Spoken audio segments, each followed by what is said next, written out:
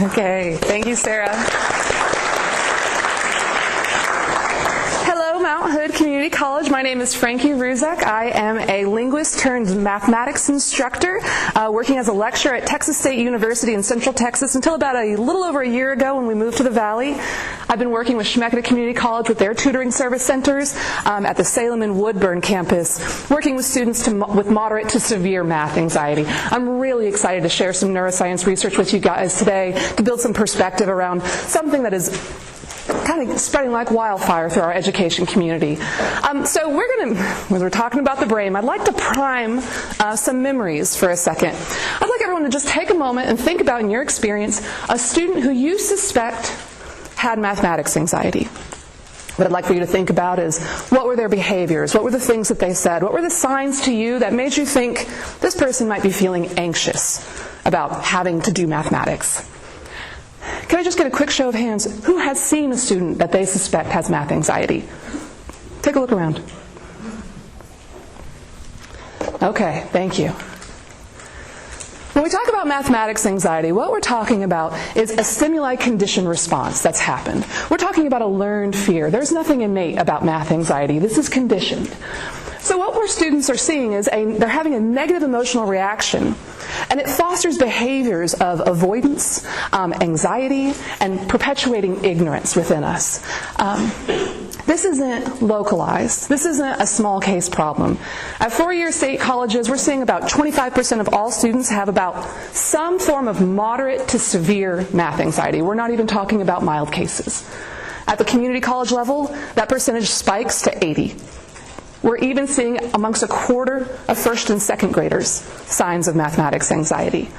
So this is a very, very pressing problem for our education and our increasingly scientific and technological society.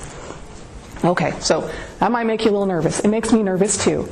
But we're not as powerless as we used to be. We're understanding the brain better than we ever have before, and it's giving us incredible insights. So today I'm going to give you guys a little bit of a crash course in cognitive neuroscience.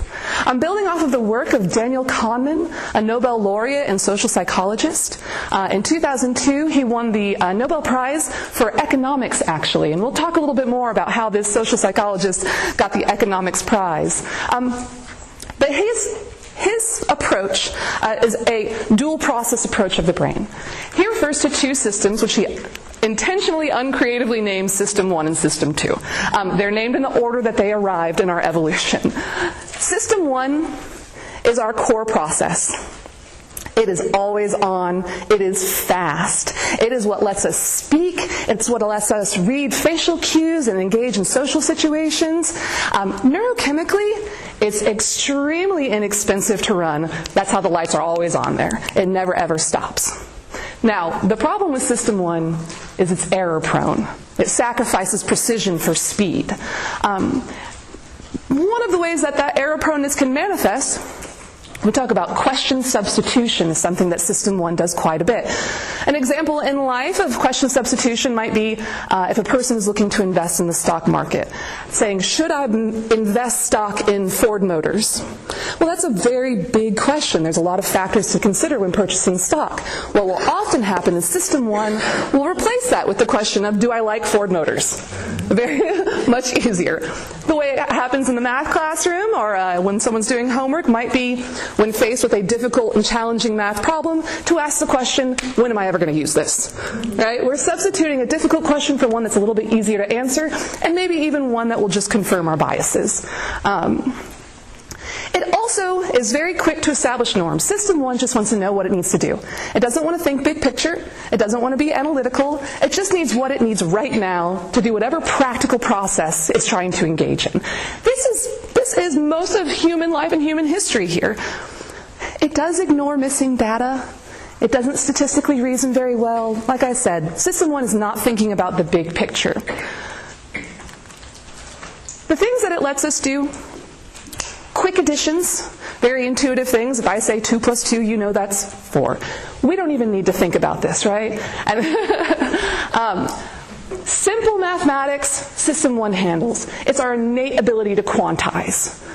Being able to read threat in a voice that's smiling at you, that's System 1. That's absolutely what gives that to you. Being able to read those subtle social cues that happen just beneath the surface. Reacting to surprises is one thing that System 1 handles as well as gauging distances. It really is the machine that allows us to move through our physical world and engage in the social space that we all live in. System 1 is completely vital to our process. Its partner, System 2. System 1 is deep here in the center of our brain. System 2, we more think of as our prefrontal cortex, this large gray matter area. System 2 is unique to us as humans. We have not seen developed evidence of System 2 in other species, although advanced versions of System 1 are definitely present in dolphins and octopi. Octopuses? Okay, we'll say octopi. We'll consensus on that one. Thank you, guys. System 2 allows us to do some very different things. It allows us to actually allocate our attention. It lets me decide what I want to focus on and gives me the tools to do that, to bring my full cognitive power at a single thing. It is much slower in its processing, though. It needs time. It needs time to operate. Given that time, when it makes mistakes, though, it can catch them. System 2 is error correcting, where System 1 is so error prone. It is our most patient and our most rational self. I would even go so far as to say patience is a necessary component to the activation of System 2. They go so hand in hand together.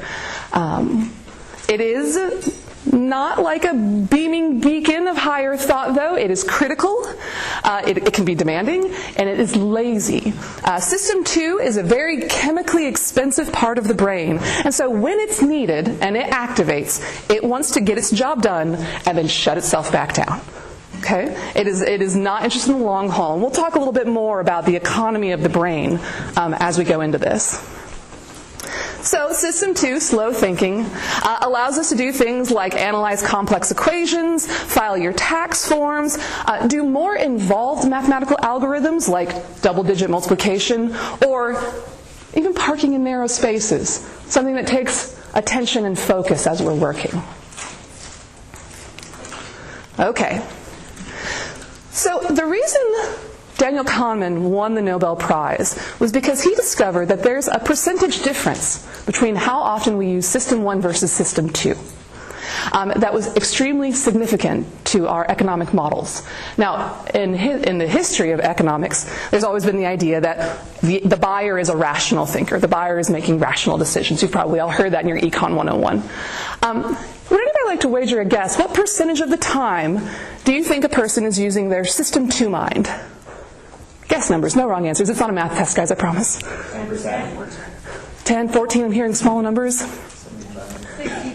65. Oh, right? That would be beautiful. So this might be shocking for you. 5% of the time. Just 5% of the time. And we would say that that's average. That's average for the population. We are primarily System 1 thinkers. Most of the problems that our existence has needed us to solve are very much in the realm of System 1. We need fast responses, we need to read social cues, we need to engage in our physical space. And it's okay if we have a pretty good margin of error. Most of the time it works out all right for us, at least as a species. But we are experiencing more and more pressure to activate System 2 as our society changes, because this is the part of our brain that lets us do mathematics. System 1 can do basic mathematics. It can get us through simple counting, little problems of the house, things like that. But if we want to go into something more advanced, if we want to really start going to Mars, right, we can't do that with basic counting techniques. So we're having to develop a more stable road from System 1 to System 2. And when we can connect these and they work in harmony, it's a beautiful system. We don't need System 2 to turn on all of the time. It is so very expensive to the body. The brain, so very expensive to the body, it naturally has to minimize its costs, so it's not eating up all of the resources of our body.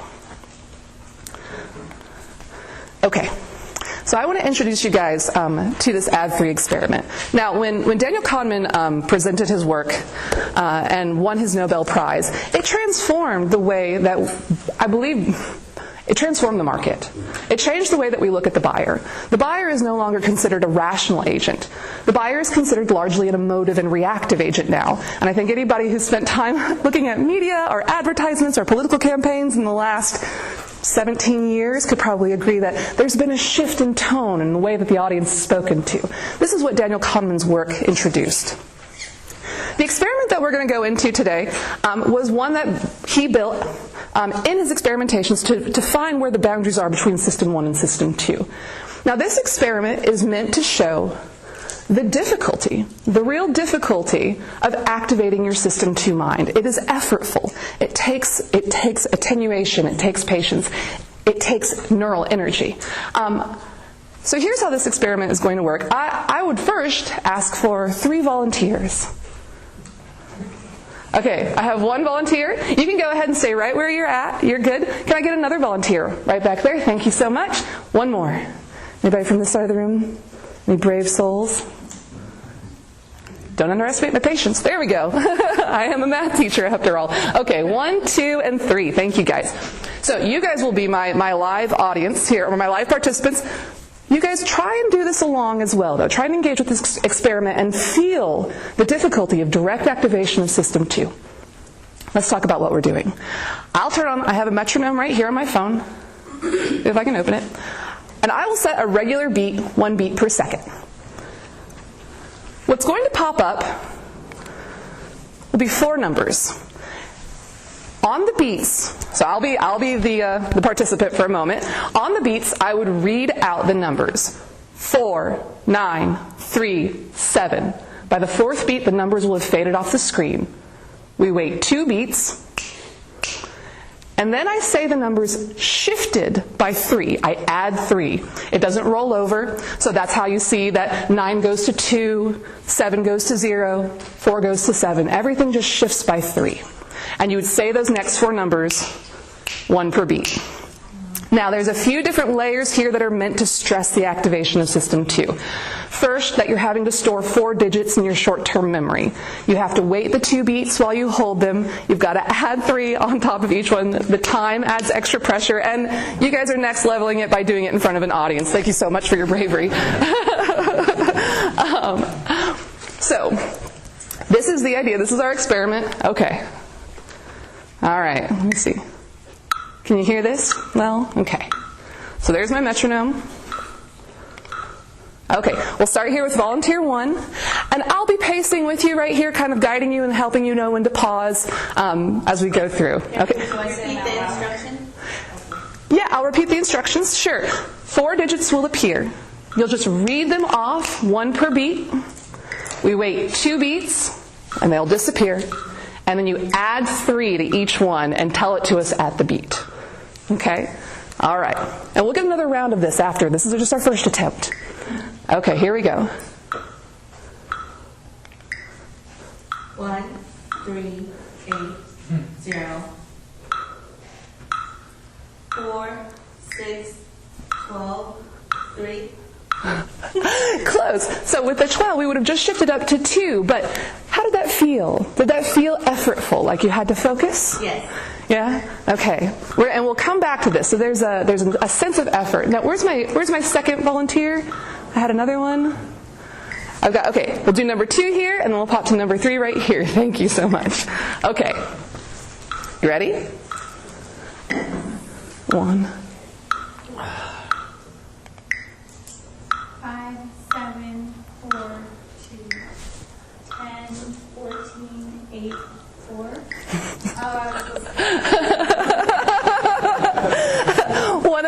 One of the things, this is an example also of question substitution. The brain goes, no, I'm not doing that. This is what I'm doing instead.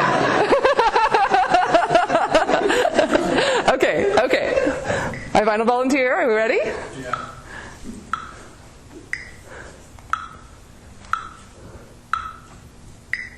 Six, 8, 1, 7. 9, 1. Very good.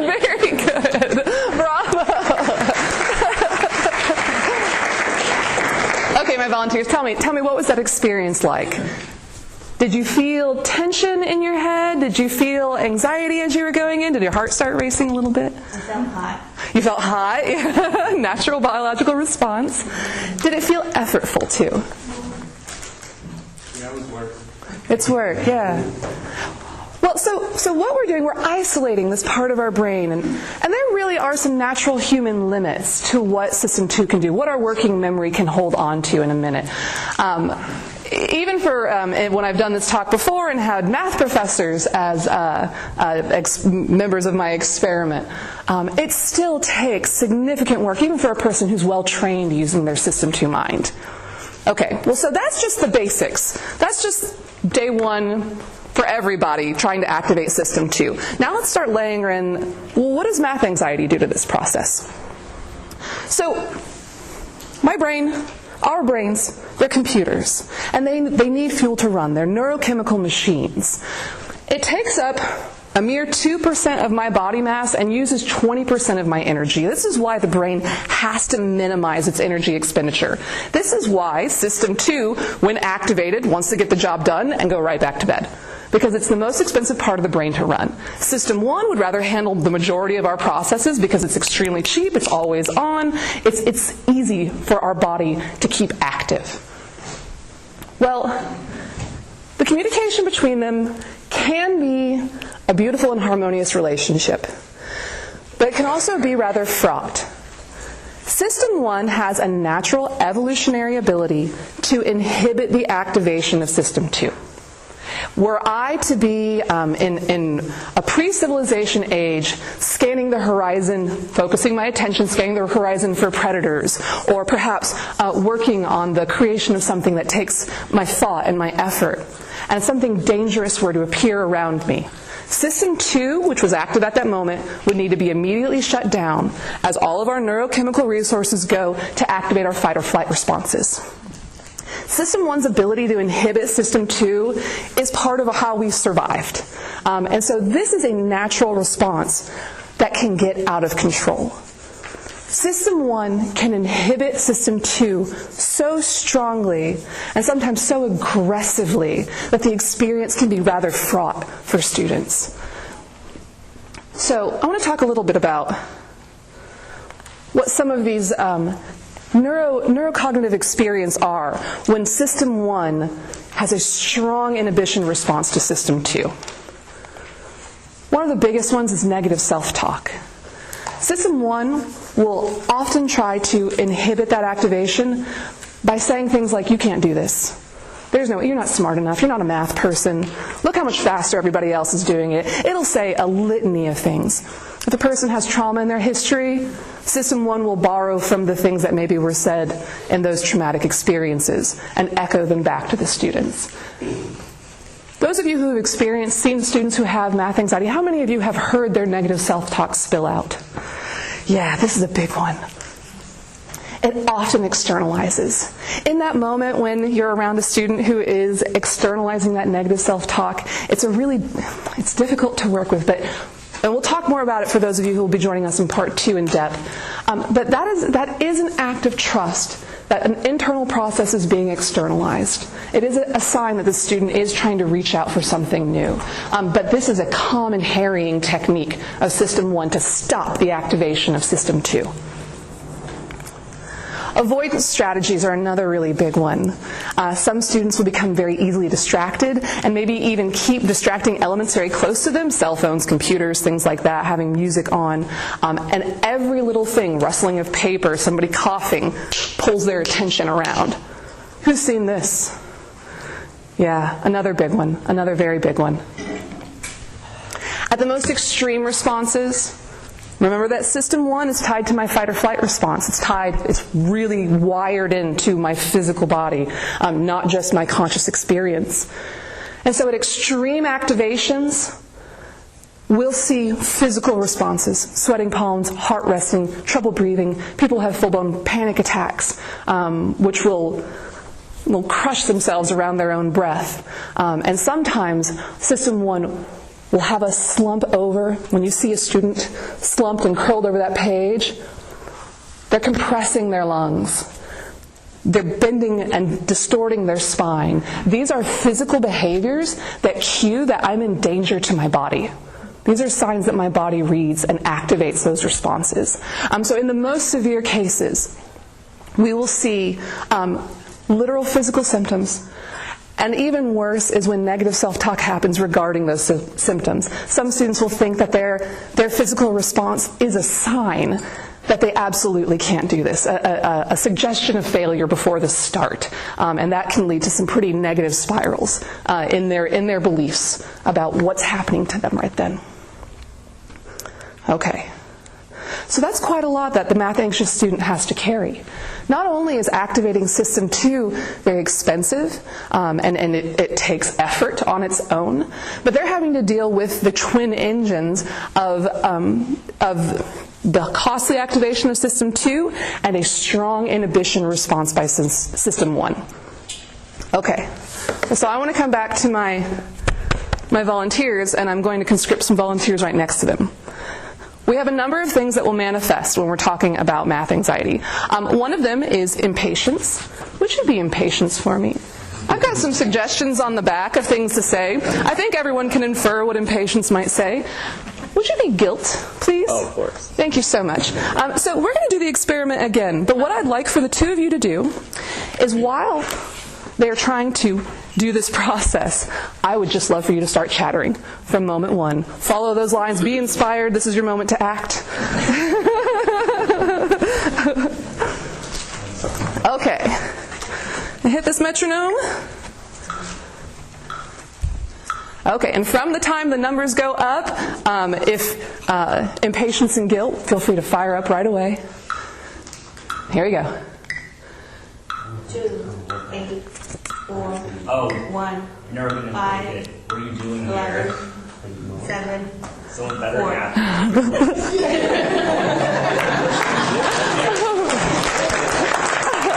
Thank you so much. Very good impatience, very good guilt. How did that feel? It felt hard. I felt like, I want to do better than last time. So we had a little bit of practice to help us, right? Do better on the second round. And you had to focus in more. Yeah, huh? and I canceled out what they were saying. 'Cause I honestly couldn't make out what they were saying. Okay. And we're going to come back to that. Now, my volunteer 2, I'm going to be conscripting your neighbors. Would you please be insecurity? And would you please be distractions? Okay. Thank you so much. Feel free to distract her however you'd like. Okay. Are you ready? Yes. Let's do it. 9. You don't know what you're doing. 0. Don't look at the screen. You have no idea how to do this. 16, 4, 2, You're doing so 8. bad. Oh. Harder than last time? A little bit, yeah. Yes, okay. Thank you, distraction. Thank you, insecurity. Very good, very good. Okay, and last but certainly not least. Okay. Would you be impatience for me? Would you be distractions? Thank you so much. Okay, all right. Here we go. 5, 2, 1, I think you might have worked this stove on. You should probably go 8, check that. 5, 4, 9. Very good. The gap in the middle got lost. So there's a 2-second pause that got lost. Thank you so much, impatience and distractions. Thank you so much. Now, okay, so for my volunteers, maybe it felt a little bit more effortful. You had voices that you had to try to drown out of your conscious experience. My question to you would be, if those voices were happening inside of your own head, in your voice, how well do you think you would have been able to ignore them? It's harder then, huh? Right? When they're external, we can sort of tunnel vision our hearing. I call it the parent response. When little kids run around, you're like, "Ooh, no, I'm in my zen, I'm fine." But what these students are experiencing is the same level of negative self-talk, and sometimes very, very hurtful, but it's all happening within them. Sometimes they don't even know to parse it apart. They believe the things they are telling to themselves. They believe their thoughts about themselves are true, when in reality, it's just a manifestation of System 1 trying to inhibit the activation of System 2. It's just trying to stop them. It doesn't know it's being harmful. It's just trying to stop them from spending that chemical energy.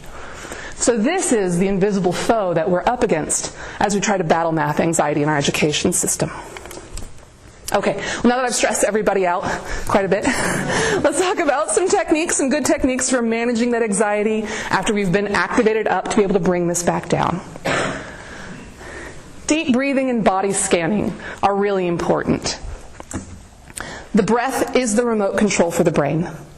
If you're ever feeling anxious, if your student is feeling anxious, and they're hunched over, their chest is compressed, the first thing we do is correct our posture. When I sit down to work with a student, I'm extremely mindful of my posture to just create that example. And I'll even let myself slump intentionally just to correct myself right next to them. We won't even have to say a word sometimes. They'll mimic. They're looking for a way out of that anxiety response. Body scanning is another way. As we get caught in these anxious spirals, this kind of battle between System 1 and System 2's activation, when we can connect to our physical experience, that helps bring us out of that battle. One of the techniques I really like is called the 5 senses grounding technique, which asks you to take a moment and to look for 5 things you can see, 4 things you can feel, 3 things you can hear, 2 things you can smell, and 1 thing you can taste. It's a way of coming back to a direct experience network in the brain that sort of frees us from the conflict between these two systems. So body awareness is very important for these students. Metacognition is also a really big part of this for us as well. So as we learn about our brain and we learn about learning the mere fact that there are thoughts and experiences that you have within you that are not yours per se, but are just the expression of System 1 trying to inhibit the activation of System 2. It's just trying to get you to stop doing whatever you're doing, and it's going to use whatever tools it has at its disposal to do that. For many students, just knowing that that's what's happening can be freeing. To hear that voice, to understand System 1 is trying to inhibit their activation, and to say, okay, well, fine, I hear you, but I'm going to keep focusing on this, because that's my choice to attenuate to this problem. So those metacognitive strategies can empower students within them. We are working with more, we have access to more technology, more incredible technology today than we ever did. For those coming to the part 2, I have brought my EEG headband, where we are actually being able to measure brainwave data and help people realize they have far more control over their brainwave patterns than they realized. We are not at the mercy of our cognition. We are its master. And so gaining that awareness can be an incredible pivot point for many students. 2 techniques that can come in quickly, though, these are our quick patches. Thought stopping and thought substitution can be really helpful. So if a student is trying to work through their math anxiety and is having those kinds of System 1 inhibitory responses, negative self-talk, things like that. Working with them to find a substitute thought, some other perspective that when they see these thoughts arise and they become more aware of them, that we're just going to change tracks. Perhaps instead of focusing on their negative self-beliefs, maybe we can focus on why are they here to be educated? What's the goal that they're moving themselves towards? To see the light at the end of the tunnel, to find the thing that they're headed towards that gives them positivity, hope, energy, a willingness to recommit themselves. Anytime we can create those kinds of thought substitutions, we're diminishing the power of that inhibition response. Every time we win, it gets a little bit weaker. Every time it wins, it gets a little bit stronger. And so being consistent and having some techniques, I will often, for my students I work with, when we identify negative self-beliefs that they have, we'll find a way that we can twist that. We can make it a positive perspective for them. And we keep that in their folder. And when they're working, they're all right in front of them. So when those thoughts come up, they're armed. They have everything that they need to remap their own brains. I'd love to be able to get in there and tinker myself, but at the end of the day, every student has to do this on their own, so an internal mental awareness is absolutely pivotal. Test preparation is huge. One of the things that System 1's inhibition response is going to do is going to put things off. It's going to say, nope, we're not going to worry about that. No, oh, look at all this way more pressing stuff I have to deal with. I can't possibly do my math homework. I can't possibly worry about this test. Until all of a sudden, it's 3 days before the test, 2 days, sometimes the morning of, and then the anxiety hits. How many people have seen a student come in day, 2 days at most before a test, all of a sudden like they just found out it happened, right? We've seen these responses. This is part of mathematics anxiety, is it's trying to create avoidance strategies because it just doesn't want to have the activation of System 2. It's too costly to it, or it believes. So test preparation is a really important tool. If you're an instructor or a tutor and you meet a student early in the semester who maybe has signs of these math anxiety, connecting them with counselors is always very important. But also talking to them about their test-taking strategy early on is a way we can engage with them without pinpointing or diagnosing them. The symptoms of math anxiety can mean a lot of different things. And so we want to be careful. We're not here to diagnose anybody. But if we see these signs, we can still engage them. We can say, okay, well, how are you going to prepare for the test? Let's lay out a plan. Let's make it manageable, small bits, and work it every day with them. I have students who come to me at the Salem Tutoring Center, and they're on their schedule. By breaking it up and doing an hour, 30 minutes to an hour a day, instead of letting that anxiety push it all off until the last few minutes, where at that point they've built a cortisol tsunami that they're going to have to ride through this test. Instead, we take it piece by piece, and we allow them to build that structure inside of themselves slowly, facing that fear each time it's coming up, and creating a really strong foundation for them, building that golden road from System 1 to System 2 where activation can happen peaceably. Okay, and then the last one, and I definitely have an asterisk next to this, is challenging and changing the beliefs about the self. So when we have an anxiety response, at the core of that, and this goes beyond math anxiety, at the core of that is some belief about the self. Whenever you're experiencing anxiety, for a person who might be afraid of public speaking, I've conquered that one, so I can speak from the other side. There may be beliefs that people are going to make fun of me. They're gonna think poorly of me. There may be harmful beliefs that don't have to be founded in anything, but somewhere at the core of that anxiety is a belief about the self. To overcome these anxieties, we do have to challenge and change these beliefs about ourselves. But this is not something that can be forced from the outside. If a person had come to me and said, "Oh gosh, no, you're fine, and no one's going to think poor of you," and you're thinking something ridiculous. You believe something ridiculous about yourself. Once that belief attaches to my identity, and somebody tries to tell me what's going on with it, the walls just go up. And they'll just go up higher and higher and higher. So we're not wanting to pinpoint these students' beliefs about themselves and come at them like it's a battlefield.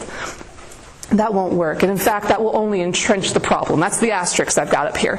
But it is important to create positive self-perspectives. To tell students, when you see what they're actually doing really well, when I see a student with really beautiful organized notes, even though they're kind of fraught and panicked, I'm like, look at this beautiful favor you've done for your brain. All this wonderful work you've got. This is powerful. You're incredibly good at taking notes. That's a real thing. I'm not just saying something to be nice to them. I'm seeing what their strengths are and giving them a little brick and a positive identity, right? But that battle is going to have to unfold internally with these students. So just being aware of it from our perspective, that somewhere in there is a negative belief about the self. And we can suggest that it's not true. And we'll talk more about this in part 2, but I would caution against going full force against a person's beliefs, especially around their identity. Okay, and so I've got a little bit of further reading. I'll open up to questions here in a sec. The first one I want to suggest to anybody who's interested in kind of modern views of the brain. Daniel Kahneman's Thinking Fast, Thinking Slow, very well written, very approachable. I'm quite taken with his work. But there's also a lot of research being done by Widen Menon. That is this name right here. He's a neuroscientist out of Stanford. And the neurodevelopmental basis of math anxiety is a really seminal paper. So for those of you who are wanting to dive deeper into the science of this, I highly recommend reading that article of his. Some of these are summaries as well. Of those, for those of you who aren't quite ready to jump into a neuroscience journal, that's what these links on the bottom are for. And I'll definitely share these slides with everybody. Well, so that's my crash course. It's my crash course into neuroscience. I'd love to open the floor to any questions that you guys might have, and we will be continuing this, getting more in-depth and a little bit more hands-on as we go into part 2, which is starting at 4:45? Yes. Yes, okay. So, any questions, please?